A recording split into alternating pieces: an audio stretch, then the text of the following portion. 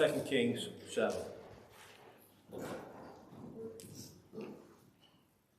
Then Elijah said, "Hear the word of the Lord. Thus says the Lord, tomorrow, about this time, a search of fine flour shall be sold for a shekel, and 2 sheaves of barley for a shekel, and at the gates of Samaria." So here, if you remember, we were chapter 6, Samaria is locked down. They have an army outside, and what they would do is they would starve you out. So they're getting starved out because remember they were selling they sold a donkey's head for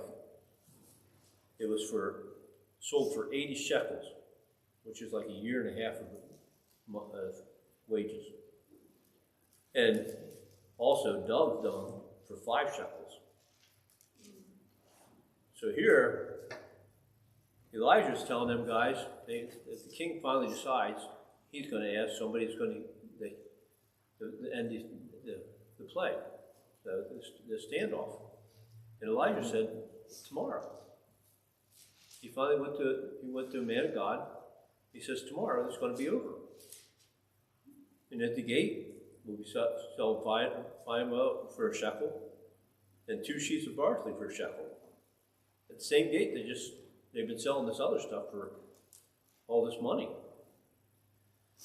So verse 2, it says, so an officer whose hand the king leaned answered the man of God and said, look, if the Lord would make windows in the heavens, could this thing be? And he said, in fact, you shall see it with your own eyes, but you shall not eat of it. So they're doubting him, aren't they? After they've seen all the other miracles he's done, now they're doubting. He's saying tomorrow this is going to be done. So Elijah put the curse on him. He says, you won't be seeing it. And in verse 3 it says, now there were 4 leper men at the entrance of the gate, and they said to one another, why are we sitting here until we die? If we say we will enter the city, the famine is in the city, and we shall die there. And if we sit there, we die also. Now therefore, come, let us surrender to the army of the Syrians. If they keep us alive, we shall live. And if they kill us, we shall only die. So these lepers, they finally had it. They're not getting any food because they're sitting outside the city and there's the famine. They don't have any food. And they said, what do we have to lose? Let's go see what's going on with the Syrian army. Let's see if they'll give us some scraps. And they rose at twilight to go to the camp of the Syrians. And when they had come to the outskirts of the Syrian camp, to the surprise, no one was there. For the Lord had caused the army of the Syrians to hear a noise of chariots and noises of horses, the noises of great armies. So they said to one another, look, the kings of Israel has hired against us the kings of the Hittite and the kings of the Egyptians to attack us. Therefore they rose and fled at twilight and left the camp intact, their tents, their horses, their donkeys, and they fled for their lives. So this is what Elijah was predicting. God said noises to them that sounded like chariots and horses. And what did they do? They just left. They were so scared, they left everything there. They just ran. In verse 8, and when these lepers came to the outskirts of the camp, they went into one tent and ate and drank and carried from it silver and gold and clothes, and went and hid them. Then they came back and entered another tent and carried some from there also, and went and hid it. Then they said to one another, we are not doing right. This day is a day of good news, and we remain silent. If we wait until morning light, some punishment will come upon us. Now therefore come, let us go and tell the king's household. Here's these guys. They're lepers. And what do? They have a conscience, don't they? They start feeling bad.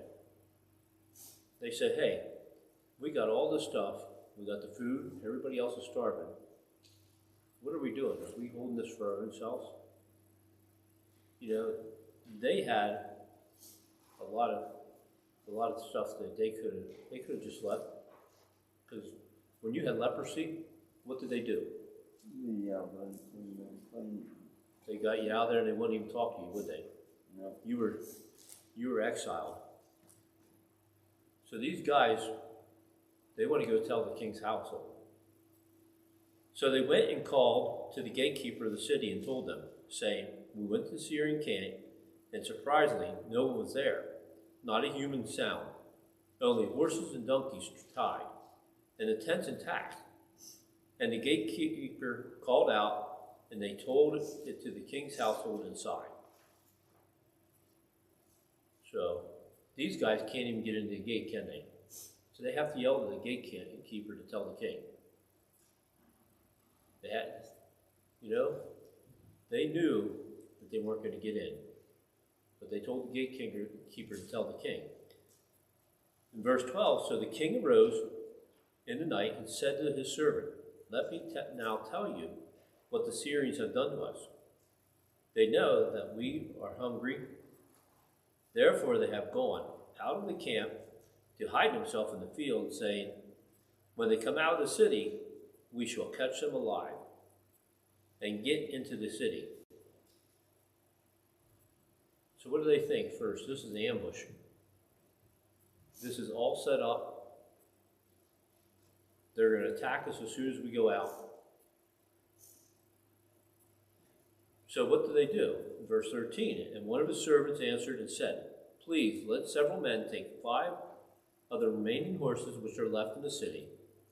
Look, they may either become like all the multitudes of Israel that are left in it, for indeed, I say that they may become like all the multitudes of Israel left for those who are consumed, till let us send them and see.